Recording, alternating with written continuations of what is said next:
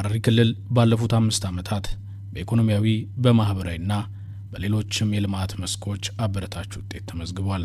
በኢኮኖሚ ረገድ በግብርናና በቱሪዝም ልማት የክልሉን ህዝብ ተጠቃሚ ያደረጉ በርካታ ውጤቶች ማስመዝገብ ተችሏል። በማህበራዊ ልማት ዘርፍም የትምህርት ጥራትን ከማጎልበት የጤና አገልግሎት ጥራትና ተደራሽነትን ከማረጋገጥ አንጻር የተለያዩ ስራዎች ተከናውነዋል። በሐረሪ ክልል ባለፉት 5 ዓመታት በገጠርና ከተማ የመጠጥ ውሃ ተደራሽነትን ለማስፋት የተሰሩ ስራዎች ውጤት አስገኝተዋል።